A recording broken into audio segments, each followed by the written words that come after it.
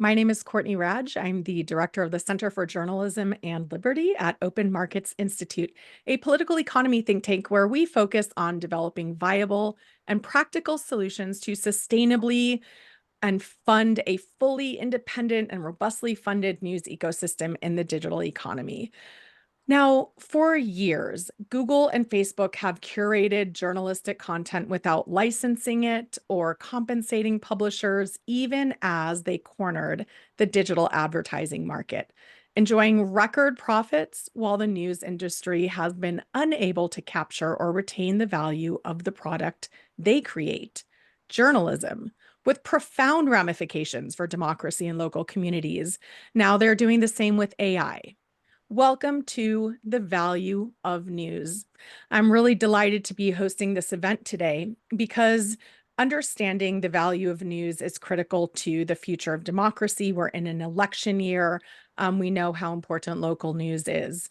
And so as we get into this discussion, let's think about how these simple lists of headlines and low quality photos have evolved over the years into substantial summaries with high quality photos that often preclude the need to read further, much less click through to a news site. Indeed, research shows that most people never click through. And generative AI search is already reinforcing this dynamics with the initial research showing that more than 57% never click through. So if tech and AI platforms retain the value of news content, what happens to the business model for journalism?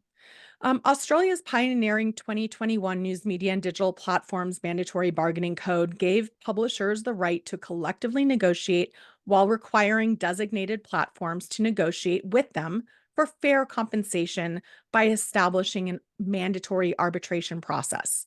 And although no platform has been designated, the mere existence of this legislation has resulted in Google and Meta paying about $200 million to Australian news media, including small, local, and specialized media, leading to the creation of hundreds of new journalism jobs. And we're seeing the same dynamic in Canada. A dozen countries and EU member states are actively exploring or enacting legislation to address fair compensation, according to CJL's Technology and Media Fair Compensation Frameworks Global Tracker, including Indonesia and Illinois just last week. These countries and states have primarily focused on trying to rebalance the playing field between big tech, namely Google and Meta, and news organizations by exempting publishers from antitrust restrictions on collective bargaining, by requiring relevant platforms to come to the negotiating table and thus creating a forum for negotiations, or explicitly granting ancillary copyright to publishers. The question of whether LLMs, large language models, and AI systems require specific licensing is up for debate. But at the heart of all of these efforts is the question of value. What is the value of news on various platforms? Big tech has tried successfully to promote a narrow focus on referral traffic, but a myopic focus on referral traffic disregards the way that journalism improves the platform itself for all users, even if they don't click through on a headline. Not to mention the newest realm of AI, generative AI systems. And in fact, studies show that the very presence of journalism on search provides inherent value. And of course, fact checking now is integrated into many platforms. So, to get into these questions of how we determine value, what that value should be, we are joined by an incredible panel. You will see the panelists all on your screen, and we're going to go through and have a conversation. I want to invite the audience, if you'd like to use the Q&A section, you can pose questions, answers there, and I'll try to integrate those throughout the conversation.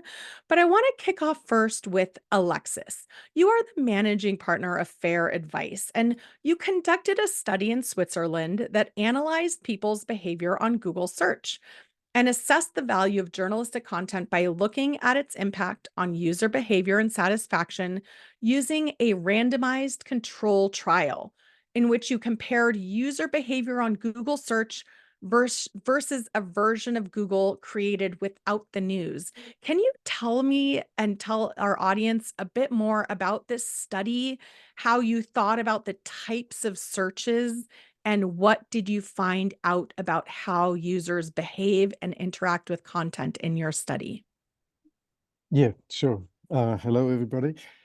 Um, Basic idea is exactly as Courtney, you mentioned it out. We wanted to know whether um, Google is the platform Google is complementary to traditional media, or is it a substitute to traditional media? And for this study, actually, we rebuilt a new Google, a Google without media content, and in an experimental approach where you have two groups. One is the status quo, the control group, and the other one, there's just one single thing that you change, which is the search experience without media content. Any difference we would see in the experiment in the user behavior and perception would be due to the fact that you took out the media content, which then would, let us drive some conclusions about the importance of media for the Google platform.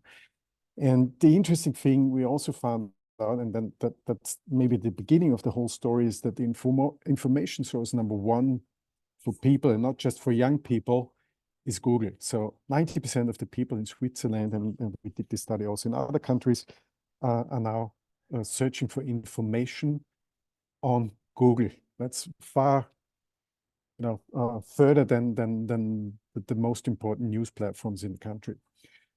So now what happens? So what were the results in a nutshell of our study? So if you we took a randomized groups, one with Google with media, one without media, and what were the difference that we saw? The So one thing actually that we saw is that people stay, that was what you mentioned at the beginning, stay in the Google ecosystem. So more than half of the people, 53% of the people, do not leave the Google ecosystem. They do not click on the links, but they stay within Google because the information that they get is enough for them. So they're satisfied just with the snippet of news. So that's the first finding. But then, once again, the difference between the two Googles, with media and without media. Most important thing is, am I satisfied with what I find? So if you take out the media content from Google, you have a drop of 9% in the satisfactory score with Google. Second thing, you have a significant decrease in the search success. So 6% points just in one search, where people are less, let's say, less successful with the search. And then on all important quality KPIs, you could mention them. So quality, completeness, trust, unbiased information, relevance of the content. If you take out the media content, the Google platform loses in all these criteria. It loses importance. And maybe the strongest, so we also ask people whether they're willing to pay for Google, and the willingness to pay is not that big. It's about 3-4 Swiss francs per month they would pay for Google. And there's a higher willingness, a 50% higher willingness to pay with media content. And the last interesting finding is what would happen. So what happens if you take out the media content from the Google platform? So what's the behavior change? And what we saw in our study is in this one-time experiment, actually. So after the first search you do, and if there's no media content you find in your Google search, 8% of the users tend to go to a different platform. So the next search wouldn't be done on Google, but they would directly go to other platforms, which is basically, so who are the ones who would profit from them? These are the media outlets themselves. So people would, leave Google and go to the media platforms. So, And you specifically, if I recall, you specifically tried to distinguish between information, transaction, and navigation searches, only on information, but also, unlike the platforms which like to say, oh, well, people are only searching for news 2% or 3% of the time, you're saying that's not the relevant factor to consider. The point is the way people use search for anything that they're looking for changes. And you tied that to Google's annual revenue for search advertising. Tell us what was the number you got to for how much Google should owe news publishers in Switzerland? I mean, that's a very important point. So you have the different searches. The information searches are the one that are relevant here. But at the end, you mentioned two things here, actually. The one thing is that the whole ecosystem of Google profits from the value attribution that comes from the media. So if the media have an impact on Google, that you trust the platform for information, this also has an impact for any other information that's displayed on Google. So not just the content that's in context of news media, but also for all the other information. So we trust Google, and we trust Google because of the media content. And regarding the calculations we made, we basically took the revenue of Google in Switzerland, which is about 1 billion Swiss francs. It has a 91% market share of the search market in Switzerland, and 55% of these searches are information searches. You will have a market here in information searches of Google. So that's the revenue Google makes with information searches is about 550 million Swiss francs. And then we also measured that just in 70% of the cases, media content comes in play. So we have 30% of the people who prefer a Google without the media content, but 70% of the people prefer the media content for the building of trust inside Google. So which makes 385 million Swiss francs. And here we say, well, this is the market actually that we are talking about. And here we came with a suggestion actually to share this money that's generated here. And our fair share calculation will be that 40% of this revenue that has been generated with the strong help of media should be then distributed to the media. And to say what's the number right now? It's zero. So at the moment, as of this revenue, nothing goes to the media. Our suggestion will be that it's 40% of this relevant market. So once again, the two numbers, 1 million Swiss francs that Google makes, 1 billion Swiss francs Google makes in Switzerland with searches, and the number that we suggest here would be fair is 150 million out of this 1 billion. 150 million would be the fair share to the media. Great. Thank you, Alexis, for that. I want to turn now to Anya Schifrin, the director of the Technology, Media, and Communications Specialization at the School of International and Public Affairs at SIPA at Columbia University, because you worked with a team of economists to estimate, building on the study that Fair Advice did, to estimate what Google and Meta would owe US publishers, again, building on that methodology, but using the specific numbers and percentages relevant to the US and extrapolating to Facebook. So could you tell us a bit about how what you found in your study, and particularly the idea of kind of complementarity and the splitting of shared value? With pleasure. Thank you, Courtney. Yeah, so my students and I started looking at the bargaining codes about 3 years ago. And as we just got more and more interested, because as you pointed out, it seemed that it was actually working in terms of getting money to journalism outlets.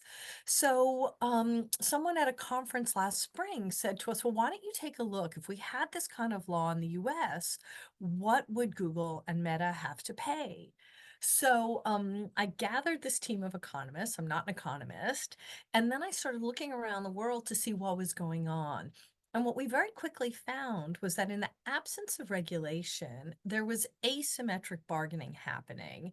And so publishers were being given really little money compared to the value that they were being created.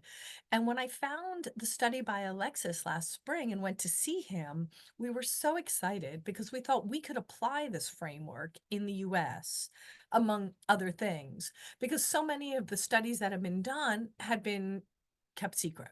The methodology had never been made transparent.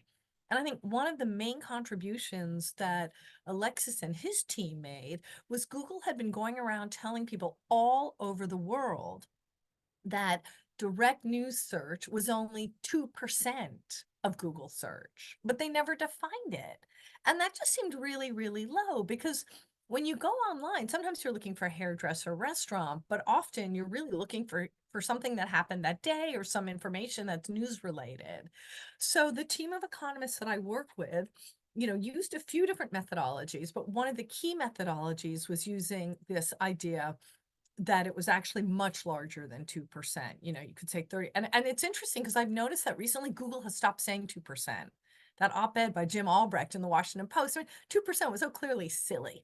So using that methodology and a few other methodologies, the economists that I work with ended up, and this is super conservative, with a number that Google and Meta owe about 12 billion to 14 billion a year to US publishers. So they used that point that Fair Consulting made about the amount of search related to news. And then they thought, okay, we have a huge surplus. How do you split it? And Alexis mentioned 40% going to the publishers. Well, it turns out that economists have actually been dealing with this question of a split since the 1950s. There's Nobel Prize laureates who've worked on this. And the simple way I explain to my students is something that actually happened a couple months ago. A friend of mine called me and said, my mom's had a fall and she's going to go into assisted living and we're going to sell her apartment. And her apartment is probably worth about $2 million. Neighbor's apartment's worth $4 million. But I'm wondering if the neighbor buys our apartment and combines it with their apartment. I started looking at listings and it feels like the combined apartments could be $15 million. How do we split that? And I was like, good God, this is exactly what we've been talking about all year. And game theory has the answer. You split it in half, right? That 9 million, half goes to each side. And it's not just game theory, it's also the reality. The economists I worked with got hold of data sets looking at licensing agreements over decades, and 50% was in fact the norm. So really what happened is these huge, powerful tech companies came along and blew that up and suddenly said, hey, we're giving you 2% or 4%, or we're giving you $20,000 a year. But that is not a fair split. So we're calling for a fair split. And I hope that all the work that we're doing together is helping publishers become aware that, as Emily Bell said to me when she peer reviewed the paper, the amount owed is billions, not millions. So I can keep going or I can stop there, but that's the sort of basics. I mean, I think it's really important that you're really fundamentally shifting the terms of the debate, millions and billions being fundamentally different. Especially as we're seeing, for example, in Canada, where they just put this legislation into practice, the recent settlement is less than 2% of revenue for Google and about 4% in Australia. So much lower than what we're talking about. Yeah, and I wanted to add, Courtney, your fantastic widget idea. So Courtney said to us at a conference last year, hey, why don't you make a little widget so people can calculate it themselves? So a friend of my co-authors made this most super basic widget, but the beauty of it is you can actually adjust. So if you think, 50% is just too much, fine. If you want to net out your subscription revenue that you got because Google helps you get a subscription, fine. Doesn't matter what, we're academics. We don't care if Google and Meta owe 15 billion. We don't care if they owe 1 billion. We don't care if they owe 5 billion. Calculate it yourself and figure it out. But whatever you come up with, it's going to be so much more than they're paying. So that was really thanks to you, Courtney. I didn't know if you had another question you wanted to ask me. No, that's great, but we will put a link to that widget in the chat for participants and in the show notes and on the socials. But let me turn to Christina now. You're an honorary professor at the University College of London and one of Europe's leading antitrust experts, because drawing back from the specifics, again, we have these different ways to establish value. We can look at referral traffic, we can look at behavior metrics, we can look at shared value creation. These regulations can be seen as market corrections in response to the disproportionate benefit derived by tech companies from news content. And, This principle is not dissimilar from how broadcasters pay for the music they play or how streaming services pay for the movies they offer. But critics often deride these efforts as a link tax to suggest an arbitrary or unjust government levy. But it's a mischaracterization because the amounts are not set or collected by the government, and in reality, they're compensation fees for the use of content, which is more akin to licensing fees that are a standard practice in many industries. And Christina, you've written about how these approaches are better than a tax because it empowers both sides to learn, to gather information, to shape an agreement, especially in a situation of vast information asymmetries. And therefore, the design of the negotiation are key factors. Can you talk a bit about how these news media bargaining codes are working to enable the determination of value and what some of these important structures for negotiation are? Thank you, Courtney, and it's a pleasure to be here. So as background, I was involved in the development of the bargaining code in Australia back in 2019, 2020. And I've written about it because I thought it was a very elegant solution to the fundamental question here, which is, as you say, we have a very large imbalance in bargaining between two sides. And the experience we have of regulation, though, tends to be that if you have a regulator who is empowered to come up with an answer, that regulator needs to receive tons of information, take years to come on top of it, and then come out with a number that will be litigated until kingdom comes because nobody agrees with that number. The elegance of this approach, which is based on a notion of final offer arbitration, is really that it doesn't rely on a regulator eliciting tons of information and trying to weave his way through these numbers, but essentially puts to the two sides a direct question. We are going to choose between your respective valuation. There's not going to be negotiation or trading off in the middle. It's one or the other. And that concentrates the mind and implies that there is an incentive for truth revelation on the part of the two sides. Because if you know it's going to be this or that, you're not going to come out very far apart. So that's the concept. And that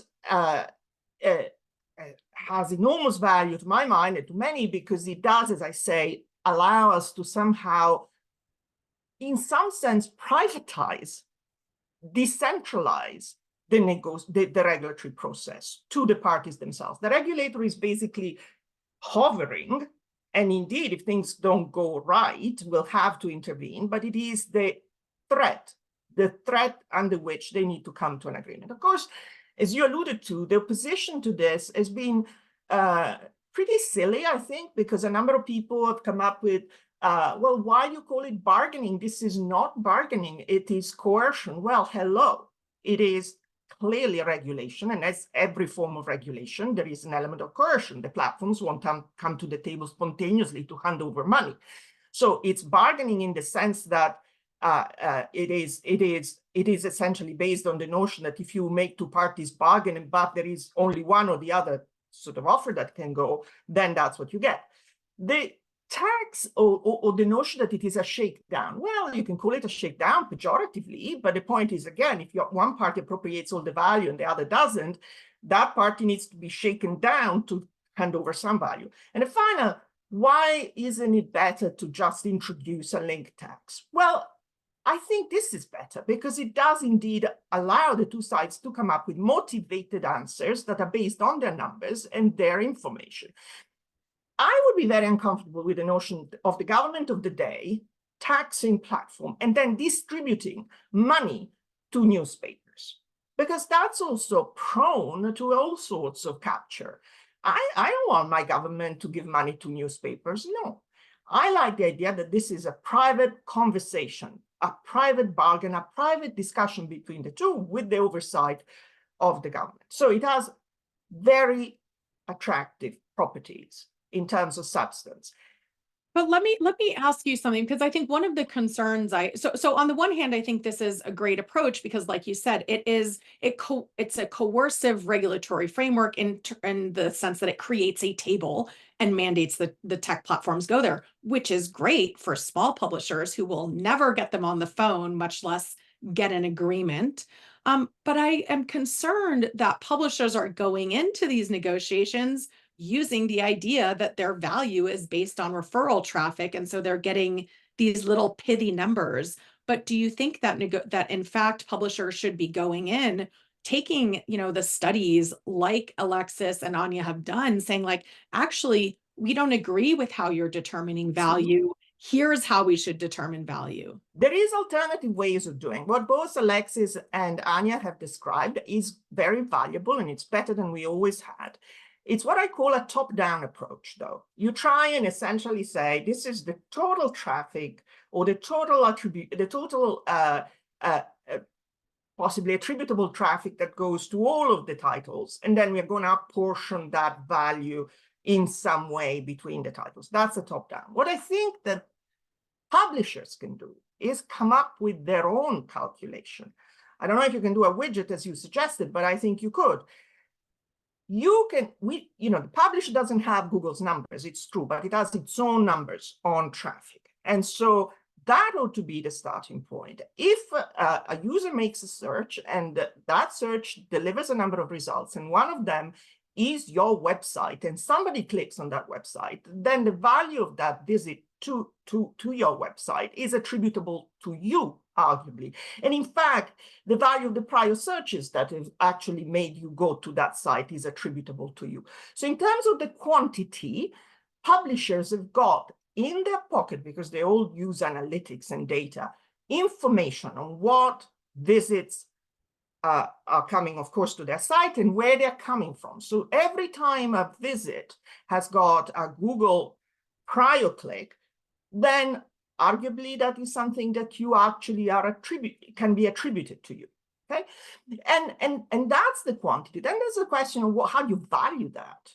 Well, I mean, one can come up, as others have done, with average values per visit, per search, and then use that to value that traffic flow. But I'm saying that each publisher can determine and should determine a value that is specific to them based on their own traffic data and their attribution, not just rely on a top-down that says this is the total pie that then needs to be divided in infinitesimal parts to titles. But actually, this is me, this is my traffic, this is my attribution, this is how I value it, and that's my bottom line. And that is what I would call a complementary bottom-up approach. Mm-hmm. Because as a publisher, you need to go in with these kind of arguments.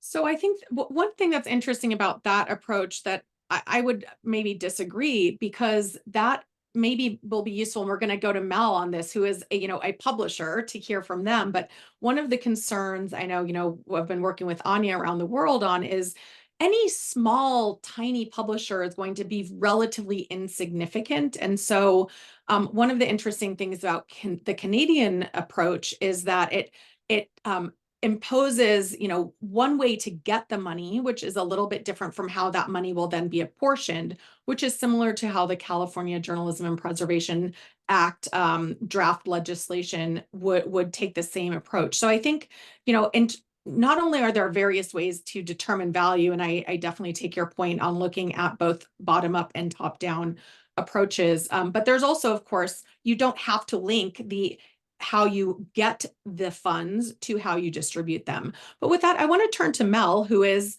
with a publisher, The Guardian. You head up strategic partnerships for The Guardian, strategic partnerships with platforms, and have been at the forefront of translating these ideas into practice. So we'd love to hear from you about how publishers figure out value in their negotiations with the platforms over various partnerships, including, what type of data do you use? What do you need? What are the limitations that these informational asymmetries pose? And maybe we can start there and then get your thoughts on kind of how these studies have approached the determination of value. Definitely, yeah. Thank you so much, Courtney, and the Open Market Institute for putting on this event. I think this is a great time for us to be having these discussions, especially in the year that we're about to have, which we keep talking about being a pivotal year for platforms and publishers. I think I'll start off by saying that, it's really important to note that it wasn't the publishers that have said, compensation should be based on traffic or anything like that. I think years ago that all actually stemmed from platforms themselves. So immediately from the get-go, we were almost at a disadvantage here when we enter these negotiations and these conversations. We always think about traffic, returning visitors, engagement, behavior. We do look at those data points. We do have those data points, albeit not that clearly. And so immediately when we enter these negotiations, we don't have that much leverage because the true data sort of sits with the platforms.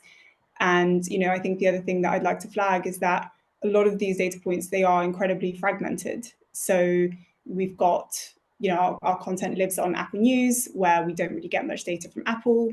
We've got content that sits across lots of different social platforms. And then we've obviously got the big ones like Google and Facebook. And so we're at the forefront now of this pivotal moment where, we are thinking about what sort of data points can we use as value.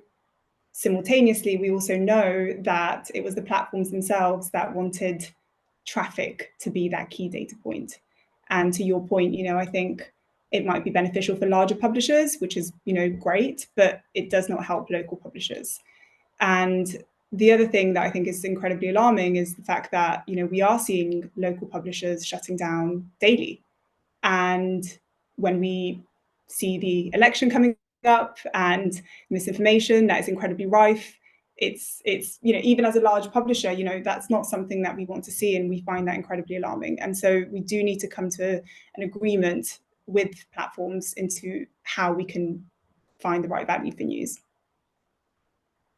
How do you think about government regulations, like news media bargaining codes versus cash for content deals like, Google News Showcase or Facebook News or Apple News or these sort of things?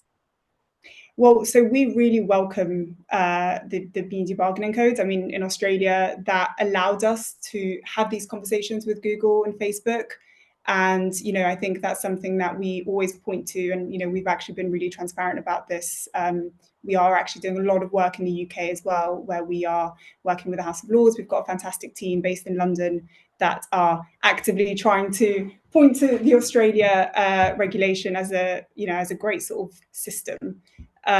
Simultaneously, this is a very complex area that we're navigating. I think we do welcome these deals. We do, always say Showcase is, allowed us to make a lot of hires in lots of different parts of the business. And, we always welcome these deals. But I think it's really, really important to note that we cannot rely on these deals, because when we look at Facebook News tab, for example, we know that's not coming back, right? Facebook have made it very, very clear that they don't want much to do with publishers anymore. And so while it was great, and while we always welcome deals like Facebook News tab, we know that we cannot solely rely on just cash for content. And we do need the backing of things like a media bargaining code.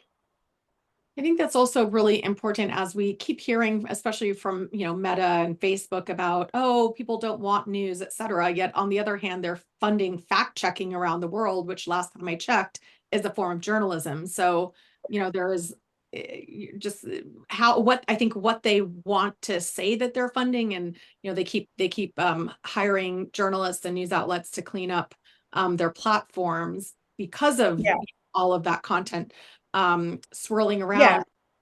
I think, in terms of now we're to some extent fighting the battles of the last decade as we enter this new era of generative AI, right? And I think many publishers feel that generative AI search and chatbots are going to further undermine their ability to derive value from their journalism. And, even in their infancy, these generative AI tools are already accelerating and amplifying a radical restructuring of our news gathering and publishing. our online communication systems, our advertising systems, and we've got the same big tech firms reaping windfall profits from these systems, which many see as built on the theft of intellectual property, not least of all from publishers. As we've seen, at least here in the US, thousands of journalists losing their jobs at some of the leading news outlets in the country, not least of all the Los Angeles Times, but literally just since the start of the year, a lot of job losses. And so if we think about, for example, the importance of data sets from Google and Meta that were essentially created by scraping the internet. These are, by the way, some of the most popular large language models that make up half of the top 10 sites in the training data for some of the most popular websites, popular large language models.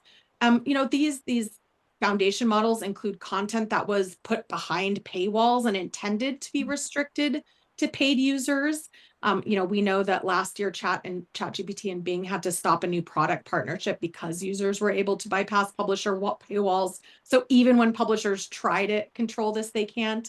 And we've seen AP, Axel Springer, CNN, Fox, Gannett, News Corp, signing deals or in negotiations to license their content for the use in LLMs and AI products like chatbots and search. The American Journalism Project signed a $5 million deal to provide grants to local newsrooms. Reddit just signed a deal for $60 million with Google. And on the other hand, we're seeing New York Times sue OpenAI for using its IP, probably because they couldn't get the amount that they thought, was worth it. How should we be thinking about value in these AI systems? And Mel, maybe I'll start with you. Yeah. How are you building on kind of the conversation we've started with the news media bargaining codes and thinking about how this applies to AI? Yeah. I mean, on just quickly on the New York Times lawsuit, we understand it. We understand why it's happening, but that doesn't mean that we're going to be doing the same thing just because we're not at that stage yet. So I think if we think about the rise of Gen AI going forward, the future looks incredibly dystopian, I would say, for publishers and for the journalism industry. And I think at this stage, yes, we do want to enter licensing agreements, and we've always had licensing agreements with big tech platforms and big corporations. And I think right now it's that time that we need platforms to come to the table to start having these conversations, with us. And one thing that I think, we tend to, talk about quite a lot is the fact that we always talk about the digital advertising industry being disrupted, decades ago, and how publishers have lost out over the last however many decades, I guess. And that was almost like phase one, right? So already from the get-go, our business models were totally disrupted. Content was being taken and we weren't being compensated fairly for that. So that was phase one. And now what we're starting to see is phase two, right? Which is going to totally exacerbate the problem, because not only is that already happening, but now the content is essentially being scraped without any formal compensation. And none of that traffic, well, from what we can see, with generative AI, especially in search, none of that traffic will go back to publishers. Which I think makes the whole traffic data point as well incredibly, I would say, tricky, right? Mm-hmm. Because if we're not getting any traffic, then how do you go to the table and say, this is how much our content is worth? So it's incredibly complex, and this is something that we are trying to navigate right now. But we've been very transparent about this. We welcome conversations with platforms, and we are having these conversations as well. And it seems to me that and if we think about generative AI there and the value, where does the value of news show up? There are three areas. So it's on the inputs, right? The creation of the large language models, the data, on the processing, so the training, the alignment, et cetera, and then on the outputs, which is the search, the chatbots, et cetera. And so I want to turn to Christina because we have a question from about these asymmetries, the data asymmetries between different parties, publishers and tech platforms. And so, in both these scenarios, whether we're talking about, social media platforms or AI models, can bargaining genuinely be between equal parties when there's such a huge data asymmetry? And how should makers be thinking about that, addressing that asymmetry? Yeah, that's a good question, and it allows me to go back to something that Mel was saying earlier, that I think I would like to, somehow push back slightly on. My impression from working with the publishing industry is that there is a terror of platforms. No one wants to upset them. No one wants to come back swinging. No one wants to tell them what it's like. And people sit there. I'm not. And wait, and Google comes along and says, this is 500,000. You're a big publisher in the UK. This is 500,000. Happy now? Everyone goes, no, I'm not very happy, but hey, what can I do? They're so big.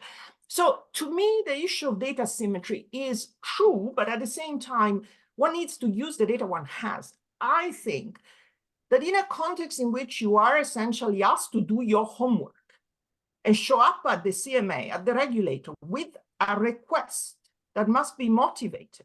You can't go there and say, well, I'm a huge pie and I'm 0.08% of it in the UK, and that's what it is.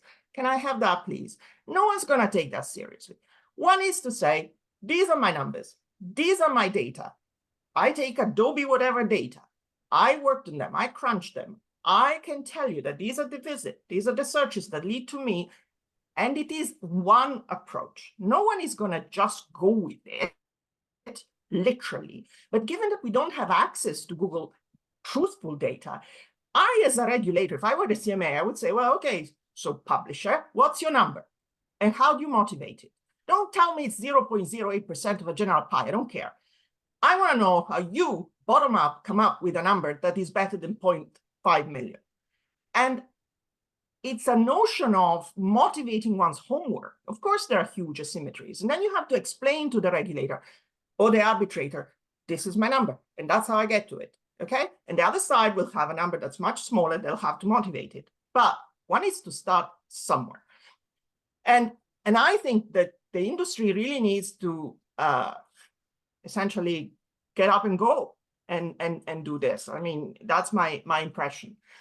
Because, no one is going to say, oh, well, it's a lot. It's a lot, and we think it's more than you say.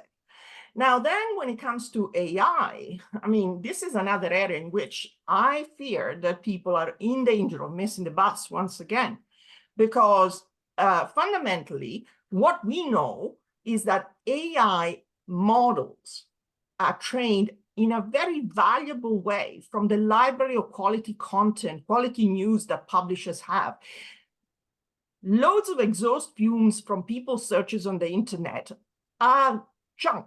They don't do anything useful. But if you are, say, the Daily Telegraph in the UK or the Guardian, and you have decades of quality, verified news, then that is gold for a model. And Right. the fact that we're not charging for it, my impression is that, yeah, there are these discussions, and the AI companies are throwing crumbs at the industry just to make everybody go away. I That's a have pity. I have the same impression, especially when you get into the issue around model collapse, which is when you have generative AI or AI systems trained on Spiraling to death. generated content. And that means that the models that are in creation right now are potentially more valuable than other large language models because they'll be created and trained on more generated content.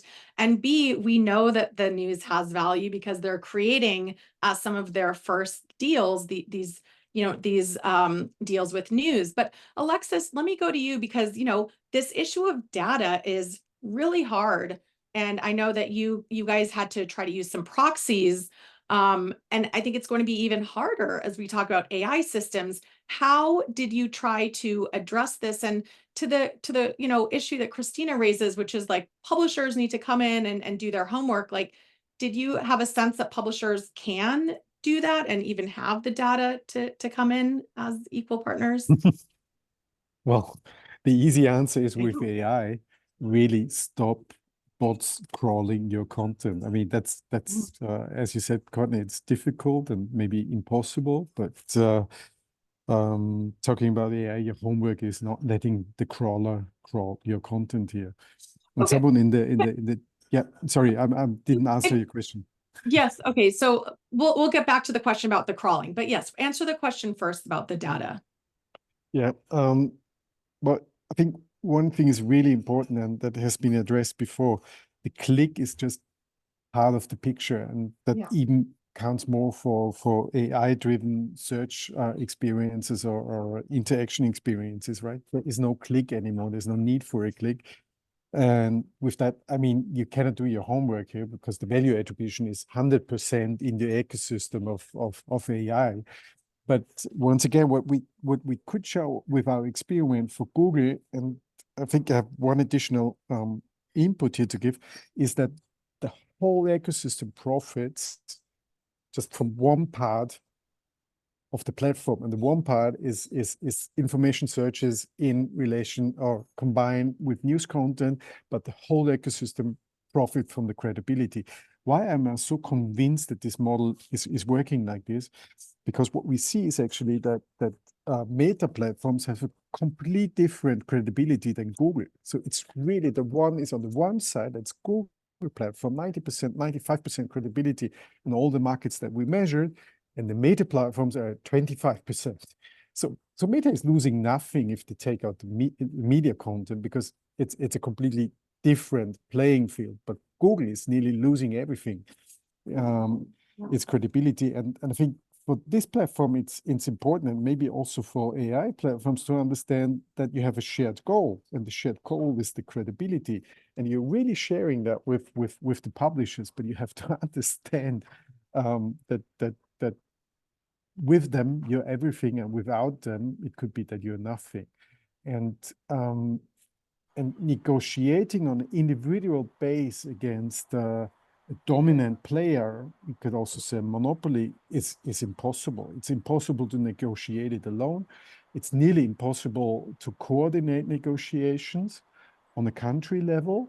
I mean, then you would have, to have complete openness of books between the players, which is basically by the context you're subscribing impossible. So that's why most of the countries and most of the publishers who try to do the homework, I mean, that's what the big publishers do across the world, they try to get out the best deals, is nearly impossible, and will be even, as you said, more impossible when it comes to AI.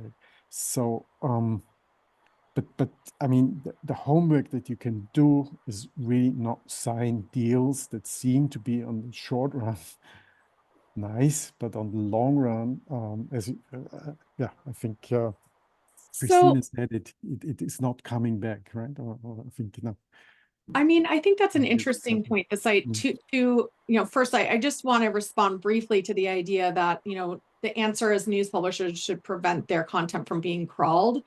In my opinion, that it undermines the public interest in having quality information ecosystem. And so instead of saying like, hey, publishers, A, you should do more work, and B, let's take out all the quality information from these really important new tools, it seems to me like that's a perfect place for public policy to step in and be like, actually, we really want publishers to have their information available. And so we're going to mandate that, there be a framework that enables that. But on this issue of, the I think small publishers, the data that's needed, the ability, Anya, we work with publishers around the world, like these tiny publishers who can barely run Google Analytics. But we did just see in Indonesia a presidential decree. Like, how does this scale? Like, how can we really expect publishers that are, don't have the technical expertise or data, et cetera, to figure out the value of news? And have you done any thinking about that, including not only in the global south, but including many places in the United States, low resourced, single, editor type publications? How are they thinking about value? Absolutely, Courtney. I mean, I echo everything that you're all saying, which is that there's tremendous. I mean, after we finished our Google paper, meta paper, and put it up in November, the first question we started getting from everybody is, what do we do about AI? So I agree that there's a lot of fear and there's a lot of questions. And the first impulse is just to say, don't crawl, but not everybody's even thought of that in many parts of the world. And then I also agree that it's probably too late because these companies have already started copying news and say, and saying it's theirs and hiring people to just, quote unquote, write stories. So I'm doing two things at the moment to look at this. One is I'm in the middle of writing a very short piece for Pointer, which is going to be like 10 things publishers should consider. And then over the summer, we're going to be doing a longer paper on this subject. So anybody who wants to talk to me, I know there's an incredible audience or has ideas. Please come straight away. I agree with Alexis that collective bargaining is important. And I think some of the things that are valuable are all the things that we've talked about. So video, images, archives, being able to answer the questions about the process. There's just a lot of things that publishers have that are valuable. Clearly, as we've talked about, when it's big companies against small companies, that's part of the problem, really. And that's, I think, why Courtney and I and Michael Markovitz and all the people that came to Joburg last summer really emphasized, I understand the position that these are private transactions between businesses, but I think we feel that collective negotiation and transparency are absolutely essential to any of this. But yeah, I think there's lots of ways the news is valuable, and I think it's going to be really important for us to try to kind of quantify as much as we can, while bearing in mind that these companies are going to say, oh, we're losing money. Well, sure, you might be losing money now. I mean, this is Silicon Valley, but you won't be losing money forever. So those are some things. I am working on this. You can find me on the Columbia website. Please get in touch. I'm starting interviews all over the world now with regulators and publishers over the coming weeks to talk to them about this. Yeah. So I'll have more soon. Well, we will definitely be collaborating because the Center for Journalism and Liberty is doing similar study, because we really do feel like this is the existential question of the contemporary era. And let's get to a question from the audience, which is related, but I also think maybe complicated by the AI question, which is, we know that Meta pulled out its products, pulled off Canadian news from its products in Canada.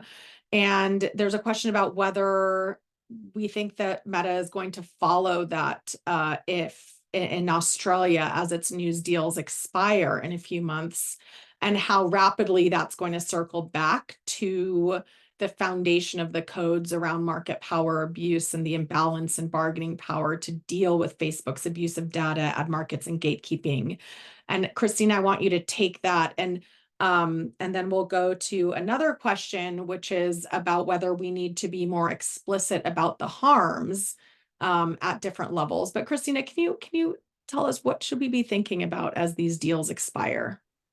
Well, I mean, we've known for some time that Meta takes a very belligerent approach to all of this, much more than anyone else. And so the question of whether they really pull the news out of their platform is one that could attract further investigation from regulators, because it is a form of exercise of power, which the law was intended to address. And, again, on this question of the imbalance that keeps coming up in this conversation, there's a sentiment that with this imbalance, negotiation is impossible. The point of laws like the Australian, the Canadian, and indeed the forthcoming UK law is to create a situation in which the regulator is sitting with a stick. You can't just say, I'm not coming to the table. You need to come to the table with a number, and you need to come to the table with a number and justify it. And the regulator can use the stick. In those situations, the the imbalance plays much less because, you have to come to the table. You can't just say, I'm busy that day, I'm drying my hair. I have to be there. And so there's a great deal of value in considering these type of approaches more broadly and expanding them. It is where there is no regulatory framework that the platform could say, well, okay, I'm watching paint dry that day. I don't need to talk to you.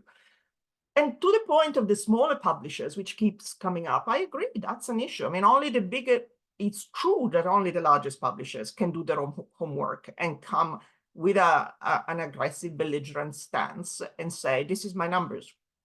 Why is your number so small? My number is much bigger. Let's discuss. But there needs to be collective negotiation at some point. And maybe for small publisher, there needs to be a role for government to mandate something, perhaps as a proportion of what the larger publishers have been able to get. I mean, in Australia, there was in the end a lump of money that Google kind of threw out and was divvied up in ways that are a bit opaque. The industry did it itself, but ultimately they did. And so I think that the large publisher should do their homework and go and negotiate hard under, just with the regulator wielding the stick. And the small publishers should club together and use some insight of what comes out there and demand that it is mandated. Thank you. And I think that is, one of the points why we need collective bargaining for small publishers, right. And, to allow them not, to have some antitrust exemptions for that reason. Alexis, I know you wanted to come in with a point on this briefly. Yeah, very briefly. So what we're basically demanding from tech platforms, from Google is taking responsibility for society, for community, but also for the information ecosystem, right? We say, well, we're in a situation actually where this is all for a very uncertain future if you go on like this. So this is not a balanced ecosystem. It's a trembling ecosystem.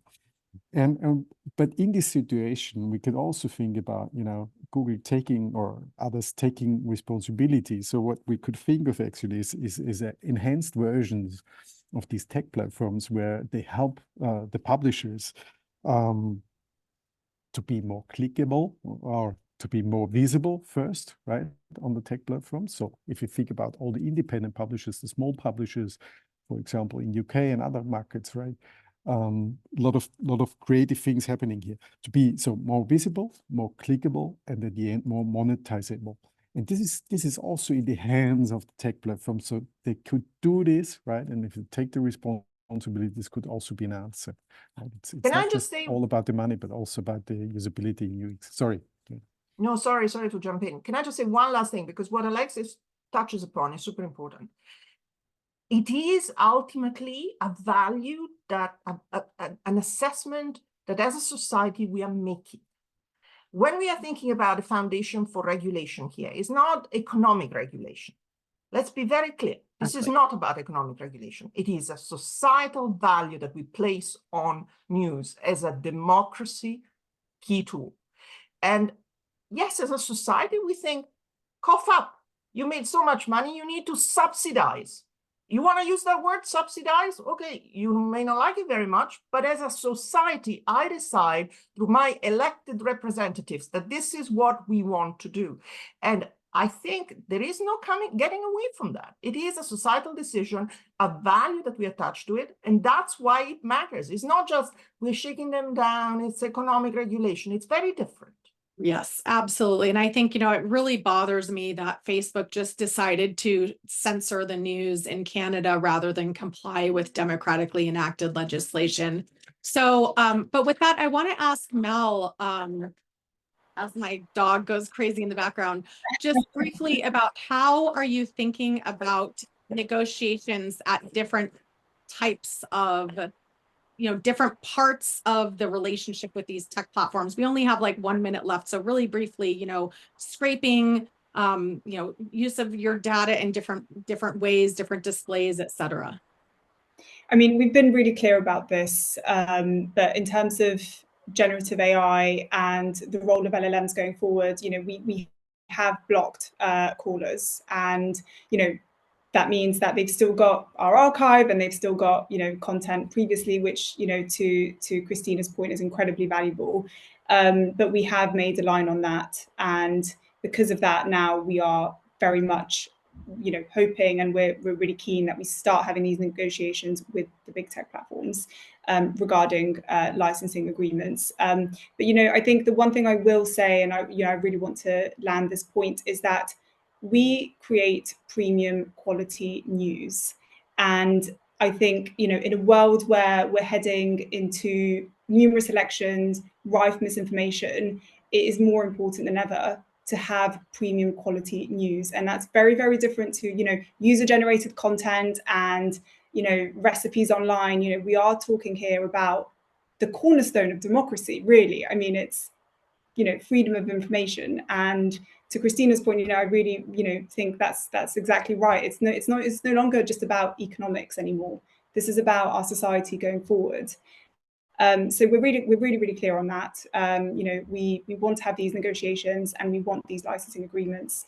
We're obviously navigating it, so it's definitely a tricky one, and it's incredibly complex at the moment.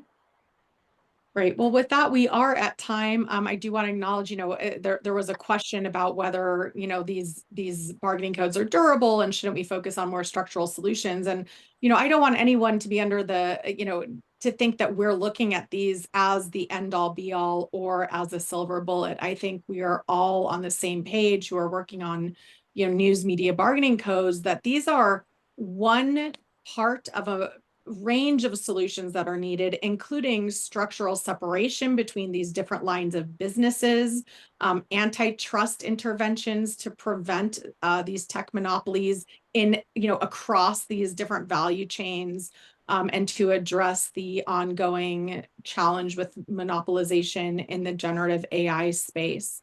So I want to thank our panelists for a really great discussion about the value of news. And I know we talked primarily about the economic value of news, which was the purpose of this particular 1-hour webinar, but clearly we are all very cognizant of the multitude of value types that journalism provides to democracy, to society, to our communities, to holding those in power accountable, to making sure that we have a future that is built on some level of truth and shared perception of reality as we move into the AI era. So this is obviously an ongoing discussion. I think I would invite everyone to check out the Fair Compensation Tracker on CJL's website, and we will be sharing links to everyone's work on our social media channels. Yes, we're aware of the irony of using these platforms while critiquing them, but that is the world we live in.